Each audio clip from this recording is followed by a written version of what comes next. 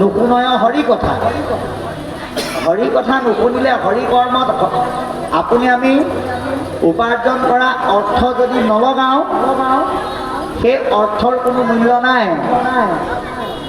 এতিয়া আজি এই 4 দিনীয়া কাৰ্যসূচীৰে অনুষ্ঠানভাগ পাতিবৰ কাৰণে আদৰণি সমিতিৰ বহুত টকা খৰচ হৈছে যদি ওপৰে ওপৰে চায়, কিন্তু যদি আপুনি খুব গভীৰভাৱে চায় খৰচতকৈ জমাৰ পৰিমাণ বেছি হৈছে।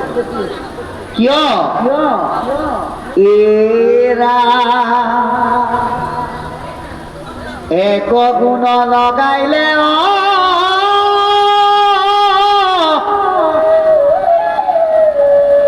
অনন্ত গুণ পাই নজাদি মোৰ খগনে ধন সাঞ্চি থৈ। আমি ঈশ্বৰৰ কাৰণে যদি এগুণ ধন লগাই দিওঁ ভগৱন্তই আপোনাক অনন্ত গুণৰ অধিকাৰী কৰি দিব।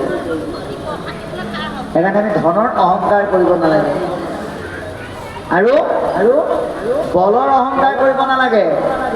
অৰ্জুনে অহংকাৰ কৰিছিল যে মই গান্ধীবধাৰী অৰ্জুন, মোৰ সমান বীৰ আৰু নাই। কিন্তু সেই গান্ধীবত প্ৰয়োগ হোৱা শক্তিখিনিৰ গৰাকী কোন আছিল? গান্ধীবত প্ৰয়োগ হোৱা শক্তিখিনিৰ আধাৰ কোন আছিল? ভগৱন্ত। নহ'লেনো কৃষ্ণ বৈকুণ্ঠ প্ৰয়াণ হোৱাৰ পিছত অৰ্জুনে গৰখীয়াবিলাকৰ হাততনো কোব খাব লগা হয়নে? গতিকে আমাক কৈছে আমি বলৰ গৰ্ব কৰিব নাই, শ্ৰী চেহেৰাৰ গৰ্ব আমি কৰিব নালাগে। আপুনি যিমান ধুনীয়া কাপোৰ পিন্ধক, যিমান অলংকাৰ সানক, যিমান প্ৰসাধন সামগ্ৰী লগাওক, বয়স হোৱাৰ লগে লগে আপোনাৰ আচল চেহেৰাটো আপুনি কেতিয়াও ঢাকি ৰাখিব নোৱাৰে। সেইকাৰণে আমি আমাৰ আত্মাৰ সৌন্দৰ্য বৃদ্ধি কৰিবৰ কাৰণে ভগৱন্তই ভাগৱতৰ যোগেদি প্ৰদান কৰা এটা বস্তু আমি প্ৰত্যেকেই আমাৰ দেহত মনৰ মাধ্যমেৰে সংযোগ কৰিবলৈ যত্ন কৰিব লাগে। যিটো মহাপুৰুষ মাধৱদেৱে কৈছে, শুনিও পাৰ্বতী তুমি আবে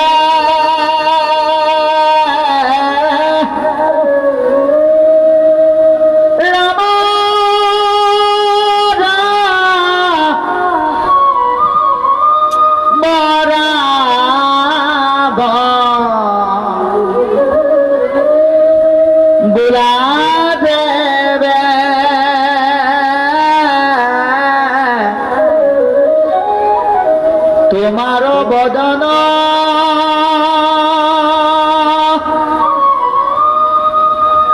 হইবে শ্ৰেষ্ঠ মহিলা। ৰাম ৰাম ৰাম ৰাম বুলি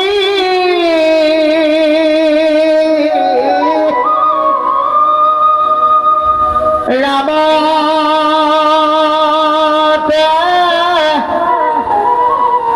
ৰাম সৰ্বজ্ঞান জানা ৰাম নাম সহস্ৰ নামৰ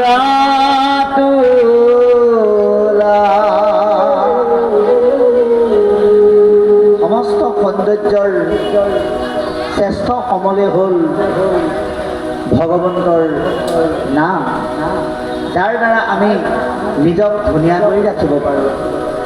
সেইকাৰণে কৈছে প্ৰহ্লাদে যে এই কথা বহুতে নুবুজাৰ কাৰণ হ'ল জীৱবিলাক মায়াত পতিত হৈ থাকে।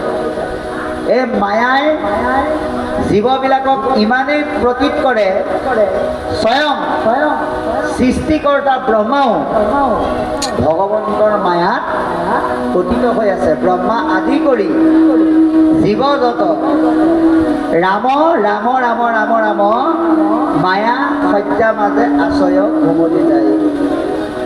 ব্ৰহ্মাকে আদি কৰি সমস্ত জীৱৰাশি ভগৱন্তৰ মায়াত পতিত হৈ আছে, অচেতন হৈ আছে। গতিকে এই মায়াই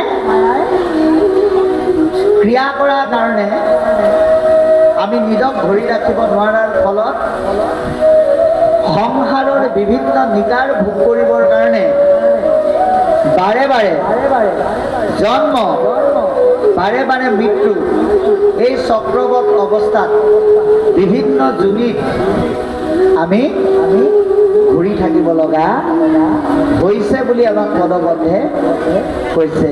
ইয়াৰ পিছত কি ক'ব আমি শুনিম। কৃষ্ণ।